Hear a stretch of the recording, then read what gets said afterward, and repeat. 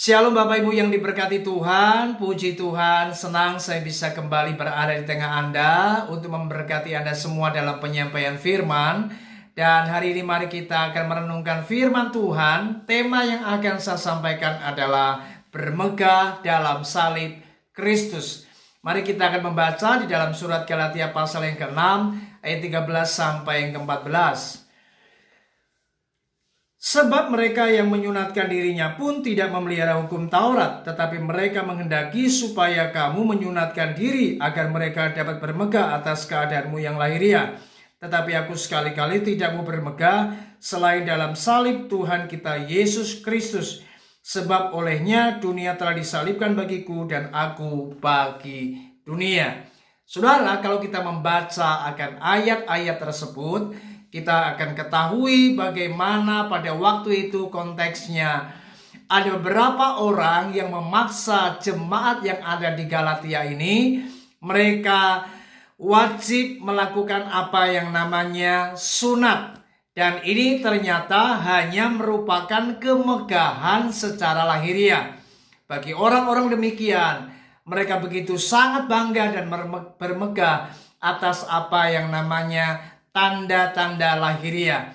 Itu sebabnya Paulus sangat geram Bapak Ibu, dan dia menyatakan bagaimana ia sama sekali tidak mau bermegah selain di dalam salib Kristus. Itu artinya bagi Paulus, semua tanda-tanda lahiriah itu bukanlah hal yang utama.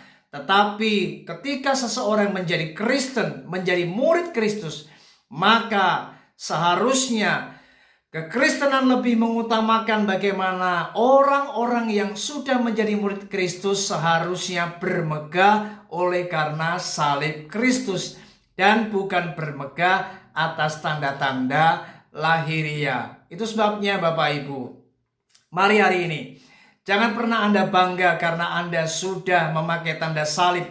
Jangan pernah Anda bangga ketika Anda sudah bawa Alkitab. Jangan pernah Anda bermegah karena Anda sudah dibaptis. Karena ini semua hanya merupakan tanda-tanda lahiriah. Tetapi kekristenan yang sejati itu harus berani menghadapi kenyataan. Apa yang namanya penderitaan. Apa yang namanya penganiayaan. Dan inilah yang akan membuat kekristenan menjadi orang-orang yang luar biasa.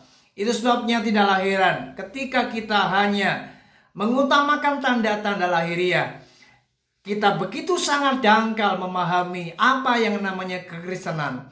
Maka tidaklah heran ketika datang apa yang namanya pencobaan, ujian, penderitaan.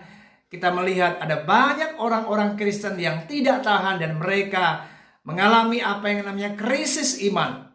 Dan mereka tidak bertahan di tengah penderitaan. Itu sebabnya mari hari ini, mari miliki cara pandang sebagaimana Paulus berkata bahwa aku sekali-kali tidak mau bermegah selain di dalam salib Kristus Yesus.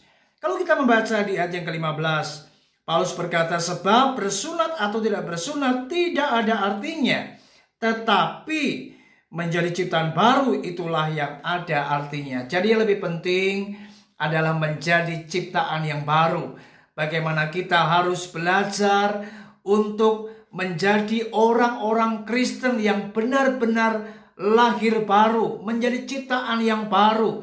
Kita sudah tidak lagi mengutamakan hal-hal yang lahiriah, tetapi kita akan terus membawa diri kita untuk siap dan belajar, berani menghadapi apa yang namanya penderitaan, aniaya. Karena itulah tanda bagaimana kita adalah orang-orang Kristen yang berkualitas. Itulah tanda bagaimana kita adalah orang-orang Kristen yang sejati.